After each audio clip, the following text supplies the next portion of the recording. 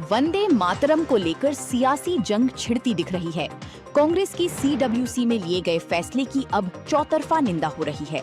केंद्रीय गृह मंत्री अमित शाह ने कांग्रेस के फैसले को देश विरोधी फैसला करार दिया है। उन्होंने कहा कि कांग्रेस ने तुष्टीकरण की राजनीति की है।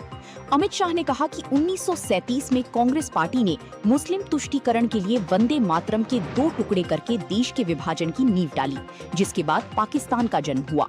अमित शाह ने कांग्रेस पर लाखों शहीदों का अपमान करने का आरोप लगाया। केरल के चर्चित CMRL एक्सालॉजिक मामले में ईडी की जांच ने नया मोड़ ले लिया है।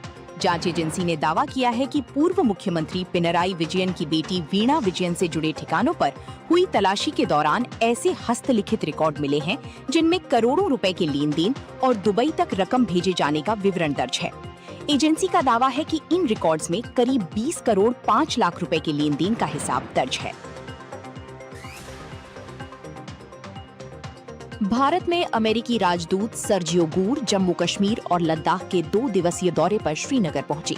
श्रीनगर में मुख्यमंत्री उमर अब्दुल्ला से मुलाकात के बाद गूर ने जम्मू कश्मीर को भारत का एक अहम हिस्सा बताया। सर्जियो गूर ने न सिर्फ जम्मू कश्मीर की खूबसूरती की तारीफ की, बल्कि सुरक्षा व्यवस्था में सुधार को लेकर केंद्र और स्थानीय प्रशासन के प्रयासों की भी सराहना की।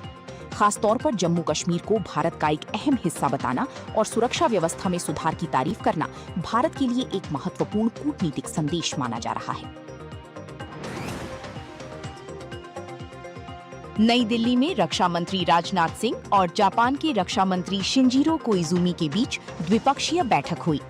रक्षा मंत्री राजनाथ सिंह ने कहा कि भारत जापान की दोस्ती हिंद प्रशांत क्षेत्र में स्थिरता और नियम आधारित व्यवस्था की आधारशिला बन गई है। रक्षा मंत्री शिंजिरो कोइजुमी को गार्ड ऑफ ऑनर भी दिया गया। जापान के रक्षा मंत्री ने राष्ट्रीय समर स्मारक पर पुष्पांजलि भी अर्पित की। रक्षा क्षेत्र में सहयोग को और व्यापक बनाने के साथ साथ दोनों देशों के बीच कई अहम समझौतों पर भी हस्ताक्षर हुए। 2013 के यौन उत्पीड़न मामले में पत्रकार और तहलका के पूर्व संपादक तरुण तेजपाल ने अपनी दोष सिद्धि के खिलाफ सुप्रीम कोर्ट का दरवाजा खटखटाया है। तेजपाल ने बॉम्बे हाईकोर्ट के 6 अगस्त के फैसले को चुनौती देते हुए अधिवक्ता आदित्य समद्दार के माध्यम से अपील दाखिल की है। इस बीच गोवा सरकार भी तेजपाल की सजा बढ़ाने की मांग को लेकर सुप्रीम कोर्ट पहुंच चुकी है। सरकार ने याचिका में 10 साल की सजा को अपराध की गंभीरता के अनुपात में बेहद कम बताते हुए आजीवन कारावास की मांग की है।